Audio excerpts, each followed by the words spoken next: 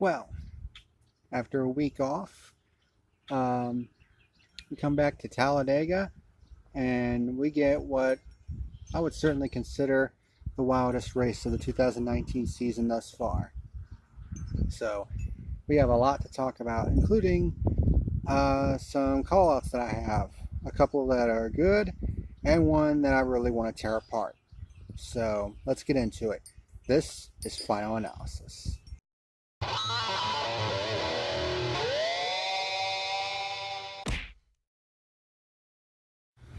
What's happening, ladies and germs? As the cat decides to get in the way of the camera. Little shitty. Watch out, cat. Move, move. Go, go. As I was saying, what's happening, ladies and germs? This is the PackerMan, and welcome to today's edition of Final Analysis, back after a week off. And today, we're going to be talking about the 2019 GEICO 500 at Talladega. Cat, I'm trying to do a video here, damn it. Stay out of the damn camera, you little shitty. You little shitty. Alright, watch out. Come on. Go on. Cats. Anywho. Like I was saying, today we're going to be talking about the GEICO 500 at Talladega. What was, without a shadow of a doubt, the wildest race of the 2019 season thus far. Let's run down some numbers here. We had, I believe it was four total cautions, not including the stage breaks. But that wasn't the only thing. We had 38 total lead changes. We had 38 total lead changes. 38 total lead changes in this race. You know how many of those were pure lead changes? 21. Which, if you're keeping track at home, the previous high for the season was at Atlanta with 9 pure lead changes. So Talladega just completely blew that number completely out of the water. 21 pure lead changes in this race. So this was quite the competitive race today. Definitely the most competitive race of the year. And this new aero package brought back a little bit of old Talladega. And what Talladega also has is the tendency to have giant ass wrecks. And while we didn't have giant ass wrecks in terms of huge numbers, some of the wrecks that we saw at the end of the race made you just go, ugh. But we're going to be getting to all that in a minute. But first, there's a couple of shout outs I want to give to a couple of fellow YouTubers in the motorsports world. I want to give a shout out to Eric Estep. I know at times I have some disagreements about certain things that he talks about, but I do want to give congratulations to him because his videos are now being sponsored by Ridge Wallet, so he's got a sponsorship. He's closing in on 90,000 subscribers, fast closing in on that magical 100,000 subscriber barrier. So huge shout out to him on basically being able to turn a hobby into a part-time job, basically, and I'll probably turn it eventually into a full-time job. So shout out to him for that. And also shout out to David Land, who mainly does IndyCar reviews. He had a very unique and creative way to get a sponsor himself, although it's for a different reason. The sponsorship that he got was from Long John Silver's. At least I think they're still trying to work out some of the details. But apparently he's got a sponsorship deal worked out for them, but it's through his kart team, because he wants to go kart racing. So huge shout out to David Land as well for finding sponsorship for a slightly different reason, although it is still related to his racing content. So shout out to both of those guys for finding some sponsorship for their videos. So congratulations to both of them on that. But there is a bone I have to pick with someone in particular on YouTube and on particular Twitter, whose behavior has become deplorable to the point where, you know, I have to get this off my chest. So let's get into it. There's a scumbag on Twitter and on YouTube by the name of Franny Tababa. I hope to God that's not his real name, because it seems like a very unusual name to give a person. Although it probably is just a handle. I mean, to just put it bluntly, he's a fucking scumbag. You know, I've seen some of this guy's responses on Twitter, and I just sit there and I'm like, does this guy even stop to think and read what he's typing before he hits reply? Like, oh my... I mean, I know Twitter can be a cesspool at times, but, you know, the shit that this guy says, it would make the filthiest comedian blush. Because it's like, you know, the things that are coming out of this guy's mouth and what he's typing on Twitter, I mean, this guy's a fucking moron. So just to give you an idea of just how much of a scumbag this guy is, I guess he deleted the tweet now, but there's a NASCAR tuber called Real Radman who basically tweeted that March was the worst month of my life. I don't feel like spending hours every Sunday forcing myself to watch something. It's miserable. So apparently, you know, he went through some things in his personal life that were pretty, I would say, pretty rough to go through. And I guess he deleted it now. But Frowny's response was, NASCAR fans, he did air quotes, like this are the worst. If you don't like watching it, then use your small brain and don't watch it.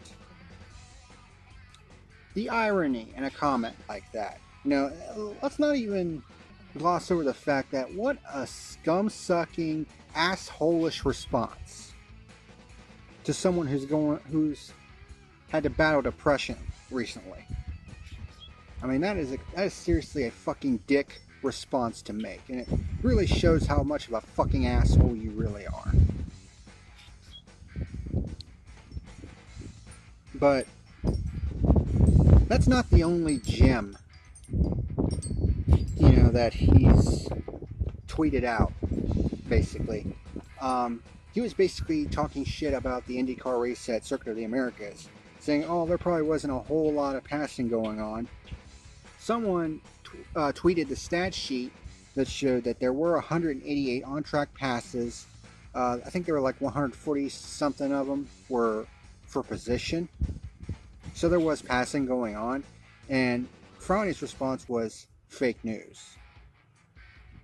So, on top of him being an asshole, he also seems to have this mightier-than-thou attitude, where if it doesn't conform with his line of thinking, it's fake news. So he's a fucking hypocrite on top of that. But it was some of the responses during the Talladega race that really fucking pissed me off. And I mean, I'll be honest. I didn't really want to do a video like I really didn't want to do this kind of rant, especially considering that Talladega was one hell of a race today.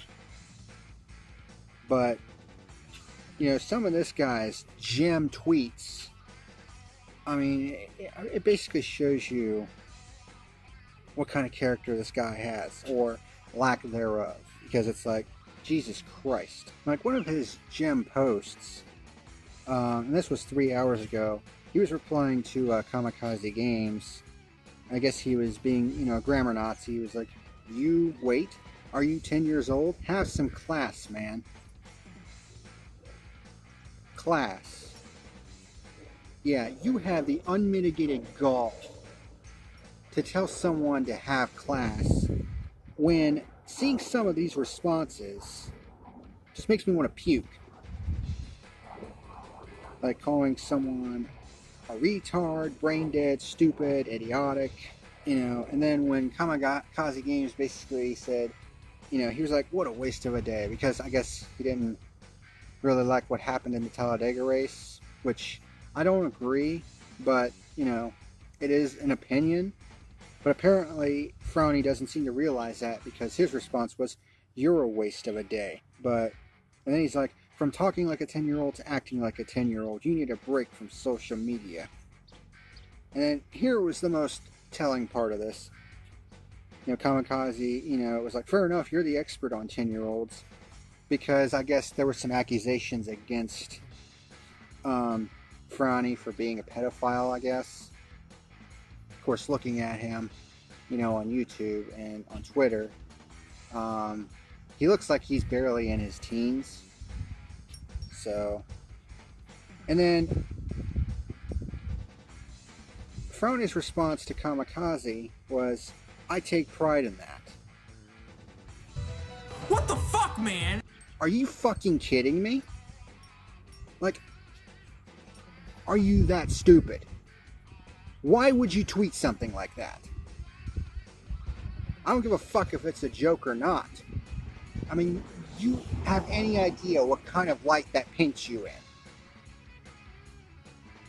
And then there was someone else who tweeted why, and then his response was, I don't know why, to be honest, lol. But as a person that has been on the internet for 7+ years, and as one who has interacted with some in real life, I know what they are all about. Sounds dumb, I know, but I've mastered better things in life, so no big deal. Oh, so on top of all the other things, he's also a fucking arrogant douchebag.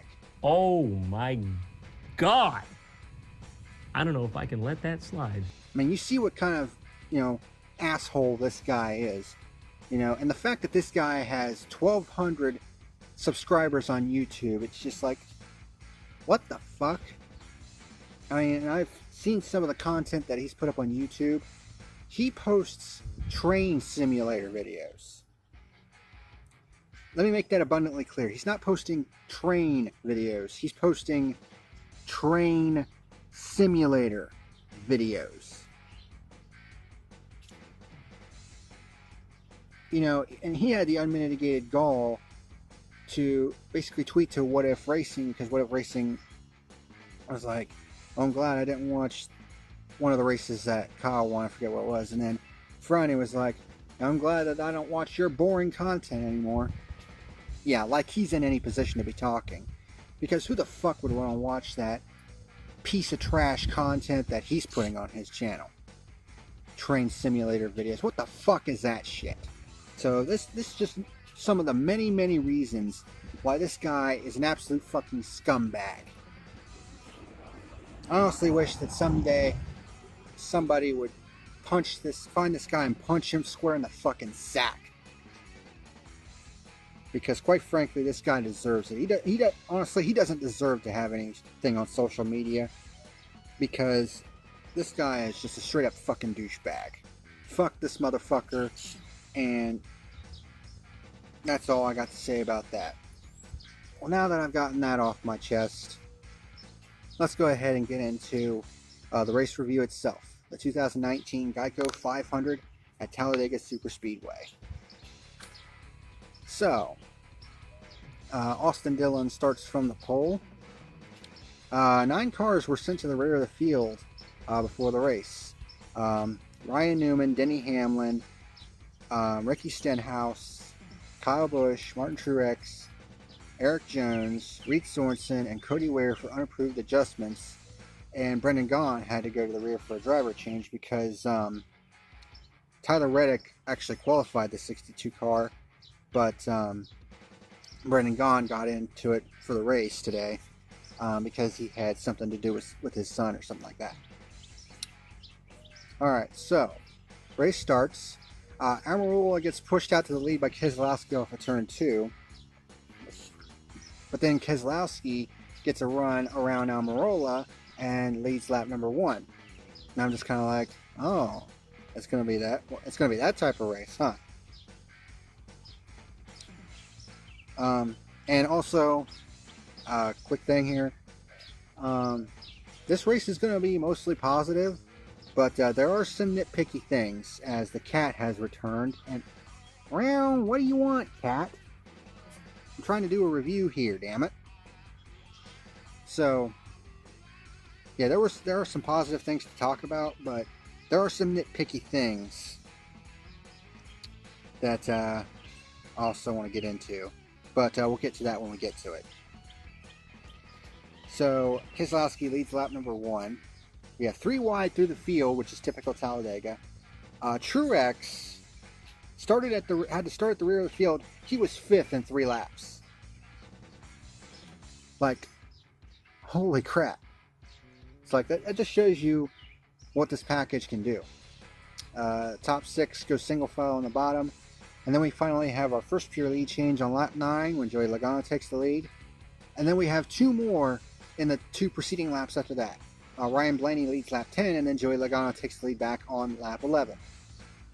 But right after they begin lap number 12, we have our first caution on lap 11 when Bubba Wallace gets into the back of Ryan Blaney, gets him loose. Wallace tried to go to the bottom to avoid getting into the 12 and spinning him out, but ended up spinning himself out. Got into Michael McDowell, collected Denny Hamlin, and then Clint Bowyer and Kevin Harvick spun behind them. It looked like Bowyer was down on the apron, and it looked like he might have gotten spun by someone else, and spun up the track, and well, his teammate was right there, Kevin Harvick. So that was bad luck for the SHR boys. And then Matt Tifft got a piece of McDowell's, I think they said it was his oil pan. It basically came loose and impaled the front of Matt Tift's car. And Tifft is McDowell's teammate. So Front Row Motorsports and Stewart-Haas Racing have 2 of their cars eliminated right off the bat. And Ryan Newman got some damage as well in that. So, that put Bubba Wallace, Michael McDowell, Denny Hamlin, Clint Bowyer, and Kevin Harvick out of the race early. So it's like, okay, it's gotten crazy already. So everyone comes in for service. A lot of fuel-only stops because tires wasn't really a big concern. Ryan Blaney, Chase Elliott, and Kyle Busch all get penalized for speeding, and Ryan Preece and Jeffrey Earnhardt get called for uncontrolled tires. Now, normally penalties like this would be pretty costly, but with this package at Talladega, that's not the case. So Joey Logano leads on the restart on lap 17. Almirola pushes past Logano for the lead down the backstretch. The first lap after the restart, so no pure lead change there. Top 7 break away from the main pack at this point. Daniel Suarez starts coming strong on the outside at this point. Johnson hits a piece of debris in turn 3 and cuts down a right front tire and causes him to hit the wall. No caution, so his stretch of crappy races continues. He hasn't won in almost 2 years. Can you believe that shit? He's been stuck on 83 wins for the last 2 years. He's tied for 5th all time, trying to get to tied for 4th all time. Or is it tied for 6th all time? One more win, he'll be tied for 4th all time. But he's been stuck on 83 for the longest time. So bad luck for him. Logano coming back on the outside, and we get our 4th pure lead change on lap 32, with Joey Logano taking the lead. And that starts 4 straight laps of lead changes. The 5th one was on lap 33, get out of the way, cat, with Eric Almirola. And then Kyle Larson takes the lead for a lap, the next lap, and then we have our 7th pure lead change on lap 35 with Eric Almirola taking it back. Yes, in 35 laps, we've almost equaled the season high for pure lead changes this season. There was 9 at Atlanta, we're already up to 7, and we're not even a quarter of the way through the race yet. So everyone starts going single file near the end of stage 1 because what that first caution did was, cat, get out of the way. Jesus.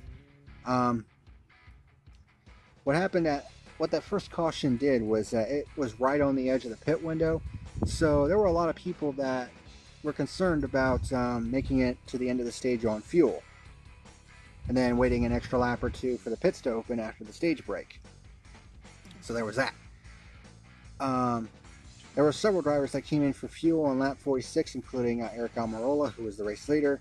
Truex assumes the lead at this point. But a tough break for Almirola. He was too fast entering. Ouch. Which didn't turn out to be as big a deal as it would be at other tracks. Then we have our 8th pure lead change on lap 50 with Ty Dillon getting around Truex. Almirola also had a possible flat spot issue because he looked like he locked the wheels up coming in for the pits. So it was possible that he had a flat spot issue as well. And Ty Dillon ends up holding on and winning stage number 1. So that's 2 stage wins that Ty Dillon has this season. Fun fact, he has the same number of playoff points right now as Kevin Harvick. Wrap your head around that shit. So, in one stage, we've almost equaled the season high for pure lead changes. We're at 8 so far. So I'm thinking we're in for a wild one today. And there's no question that this race is going to blow the lead change counter right out of the water. So everyone comes in for service. Chase wins the race off pit road. Not the last time that you'll see that today or hear about that today. So they're shitty. So Chase Elliott leads the start of stage 2. Bowman actually passes Elliott for the lead on the restart. Bowman with his best outing of the season this year. Because Bowman has been, well, pretty much non-existent this entire season. I mean, when have we really talked about Alex Bowman this year? Or Hendrick Motorsports for that matter. So, Hendrick as a whole this year, still kind of down, but they had a great outing at Talladega today. But of course, the guys who we thought were going to be the contenders were the Penske boys, and the 12 and 22 were coming on the inside lane. And then we have 3 of the Hendrick cars, Bowman, Elliott, and William Byron, who's also kind of been nowhere, running 1, 2, 3 on lap 65. What you want, One Eye? This little cat. Kez with the run on the outside of Bowman for the lead in turn 1 and gets it for our 9th pure lead change of the day. Almirola back up to second after getting the free pass at the stage break. Yeah, he got the free pass and was already back up to second. And then we get our 10th pure lead change of the day on lap 71 when Joey Logano takes the lead. So we have a new season high. But we're not done yet. Reagan challenges for the lead and takes it briefly, but never makes it back to the line with it because Blaney has the run on the inside and puts Reagan in the middle of 3 wide. And Blaney takes the lead on lap 74 for our 11th pure lead change. Pure lead change number 12 occurs on lap 76 when Kyle Busch takes the lead briefly. And then Blaney takes it right back for our 13th pure lead change. So we're running up the number now. We have 3 wide racing everywhere right now. Stenhouse comes up to the front and takes the lead on lap 78 for our 14th pure lead change.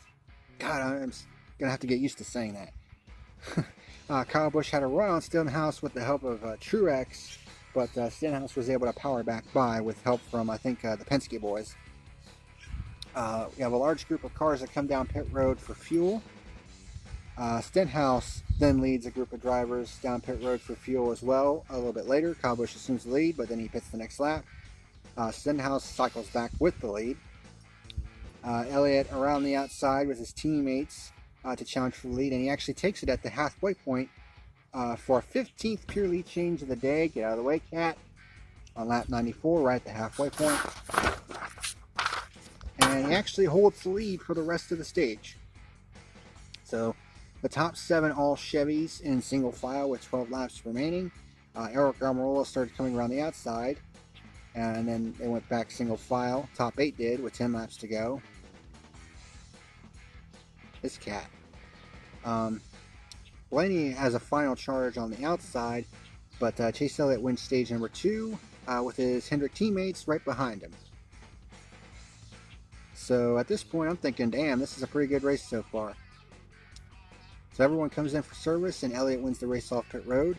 So he leads the start of stage 3, and I believe he led the start of stage 2 because he was the first off pit road after the stage 1 pit cycle. After the pit stops after the end of stage 1.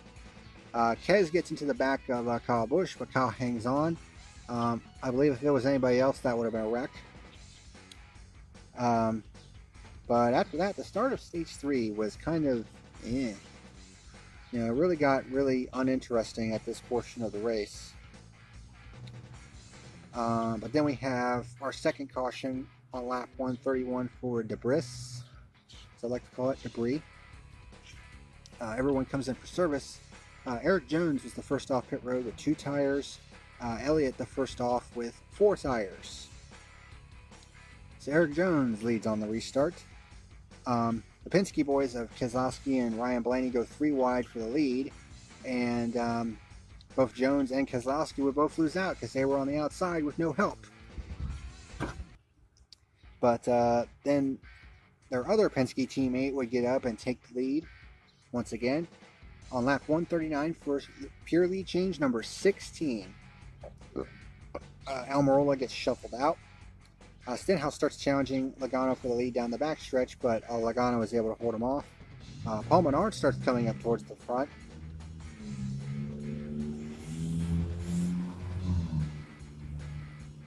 Then we have the Penske guys 1, 2, 3 at the front with 45 laps to go. But then we get our 17th pure lead change on lap 144 when Martin Truex takes over the lead. Suarez starts challenging Truex for the lead, but Truex holds him off. So we have Truex leading the Penske guys with 100 miles to go. That's 38 laps at Talladega. Logano gets around Truex for the lead. Truex gets put in the sucker hole. We have our 18th pure lead change on lap 152. Then the leaders come in for pit stops. Keselowski spins himself on pit road. He locked the brakes up and spun himself out, but landed perfectly in his pit stall, which is kind of crazy. But he still had to spin himself back around, and that basically cost him a lot of time, and it pretty much ruined his shot to win the race. Chastain assumes the lead when, well, DiBenedetto assumed the lead, but then a couple laps later he pits. So now Ross Chastain assumes the lead. But it was at this point that the commercials on Fox were getting a little bit ridiculous. I mean, it seemed like they were going to commercial like every 2 minutes at this point in the race. And it's just like, I realize that, you know, Fox wants to make their money, but this is a little ridiculous. Because some of us don't give a shit about commercials. We just want to watch the goddamn racing. At the very least, put it in side by side so we can still watch the action while you play the commercials on the side. I mean, why can't you do that all the time instead of every so often? It's fucking stupid. Get your shit together, Fox, because your broadcasts suck ass right now. It's one of the big negatives that I'm coming out of this race with is the fucking commercials.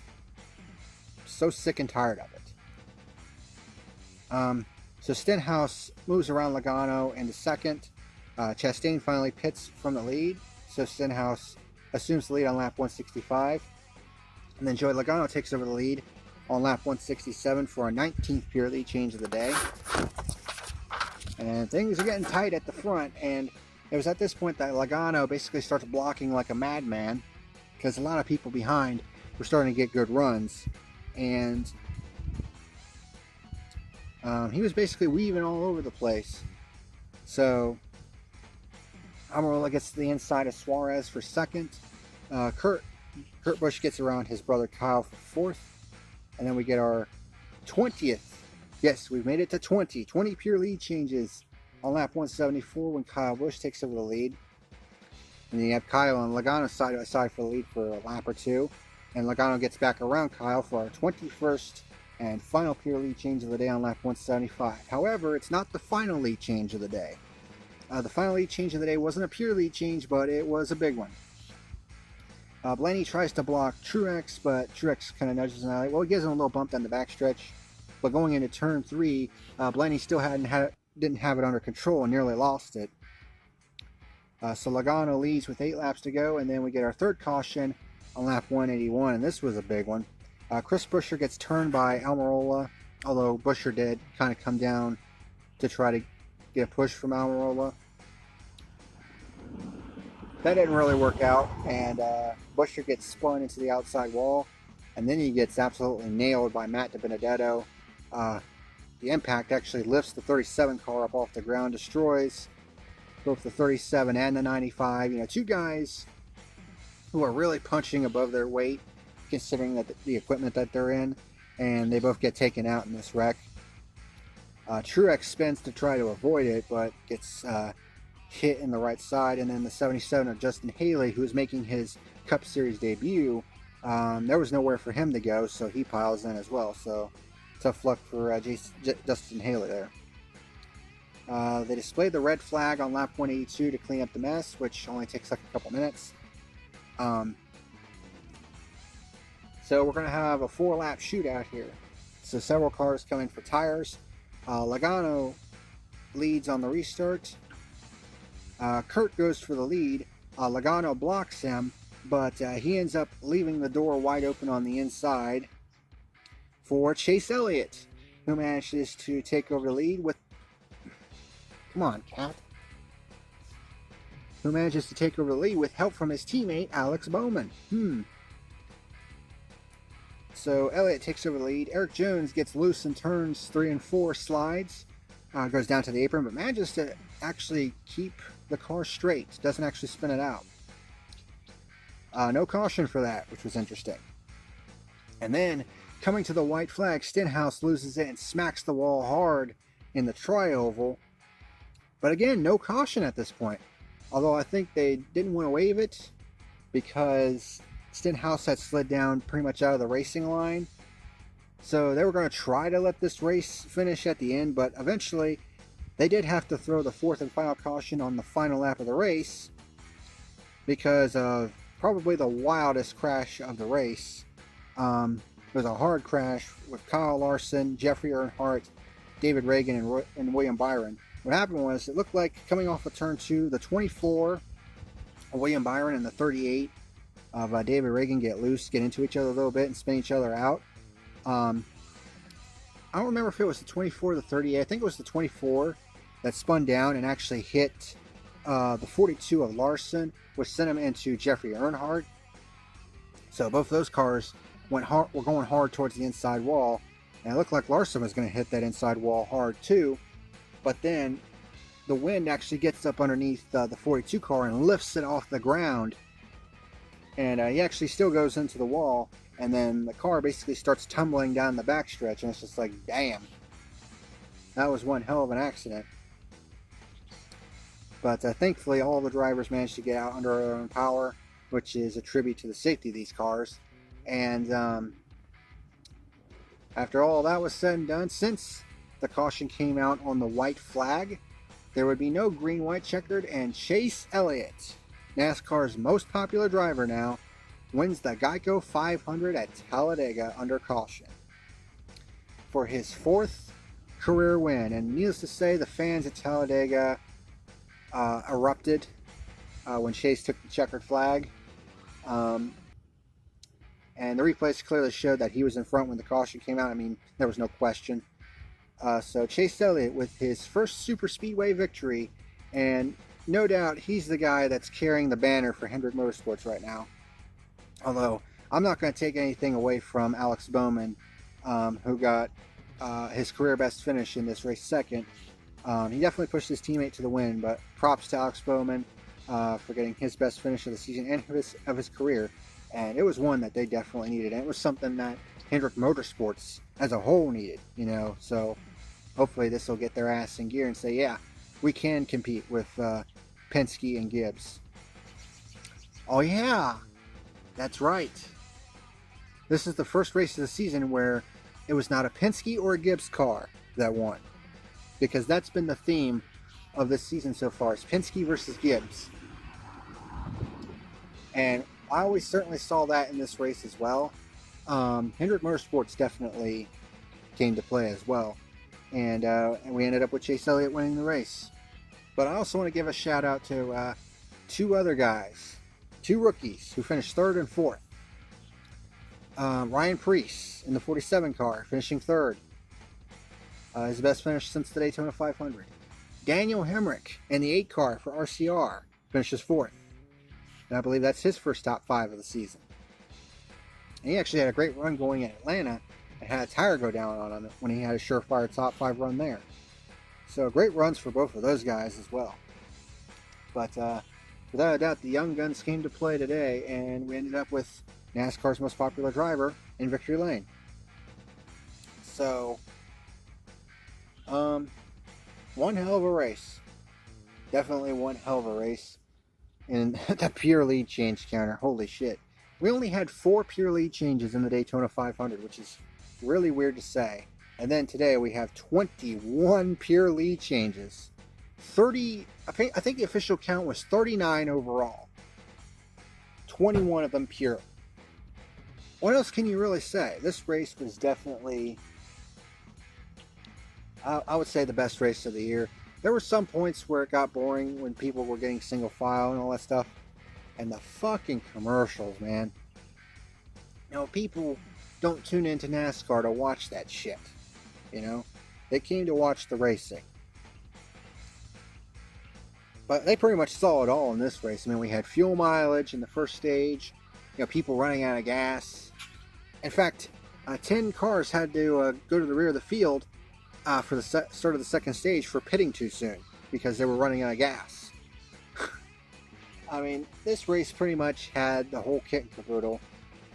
I mean, say what you want about, well, I don't know if we can really call it restrictor plate racing anymore because this was the first race that didn't have restrictor plates. The first Daytona/Talladega race that had no restrictor plates. I mean, the tapered spacer is a glorified restrictor plate, but you know. But officially, this was the first race at Talladega without the restrictor plate since 1987. And it was a doozy. In my opinion, it was definitely the best race of the year so far. So, my final rating for the GEICO 500 at Talladega, I mean, the high number of pure lead changes, the high number of lead changes overall, lots of varying strategies, lots of guys up at the front that you don't normally see at the front. And you have NASCAR's most popular driver getting a win. The only number I can think of to give this race is a 9 out of 10. So, yeah, NASCAR, the Cups, I'm going to be honest here. The Cup Series, they've been pretty good this year. I mean, around this point last year, NASCAR was sucking ass, man. I mean, there was only like 1 or 2 good races, and the rest of them were either meh or garbage. But this year, there's only been 2 races out of the 10 so far that have been scored below a 5 by me. Phoenix was, it wasn't terrible, but it wasn't great. And then California was boring, even though it still had its moments. But the lowest score I've given a race this year is California with a 3. Pretty much all the rest of them have gotten a 5 or above. I mean, compared to last year, that's pretty damn good. So, yeah, I'd say NASCAR is off to a pretty damn good start this year. And then you conversely look at IndyCar and you wonder what the hell is going on with IndyCar this year. I mean, especially considering that they've had 0 pure lead changes through 4 damn races. That's ridiculous. And not in a good way. You know, the Long Beach Grand Prix was putridly bad. I mean, NASCAR, in years past, it's been IndyCar blowing NASCAR out of the water. But this year, it's done a complete 180. You know, and I don't have very much, I don't have much high hopes that things are going to change with the IndyCar Grand Prix on the Indianapolis road course, because almost every single race on that configuration has sucked ass. So my enthusiasm for IndyCar at that race is not very high. The Indianapolis 500 is a different story, but we're not going to see that until the end of the month of May. So, well, what do you want, cat? Well, little shitty. Well, that's going to pretty much do it this week. A bit of a long video, but again, I had to get that little spiel off my chest. That guy really needs to grow up. You know, that I was talking about earlier. I'm not even going to mention his name again. Watch out, cat. And it's going to be the last time I speak of him, because fuck him. I mean, honestly, public service announcement, if you see this guy on your Twitter or anywhere else on social media, just block him. He's not worth the effort, and he's not worth the attention. I honestly shouldn't be giving him attention with this video, but, you know, some of his responses on Twitter really fucking pissed me off, and he needed to get roasted anyways. I mean, he seriously needs to be kicked in the teeth, some of the stupid shit that he says. It's ridiculous. And he has the unmitigated gall to tell other people to grow up when he needs to take his own fucking advice. Fucking dildo. But it's whatever. Not gonna let that, you know, stem from the fact that I'm not gonna let that sidetrack the fact that Talladega was a damn good race today. Next week is Dover. Try that again. Next week is Dover. Dover has been really hit or miss, mostly miss, but considering how good this season has been so far, hopefully we'll see some good racing action at Dover next week. So one can only hope, because Dover in the past, like I said, hit or miss, mostly miss. Some of the races at Dover, putridly boring. I mean, I think I remember this race last year being one of the worst of the year. So hopefully we'll see a turnaround next week for Dover. And it'll certainly be a track that Jimmy Johnson will be looking forward to, because he has 11 wins there. So maybe it'll be the track where he finally breaks his long winless streak. So have to wait and see. But thank you very much for watching this week's edition of Final Analysis. And until next time, this is the PackerMan and Little Shitty signing out. Have a good one.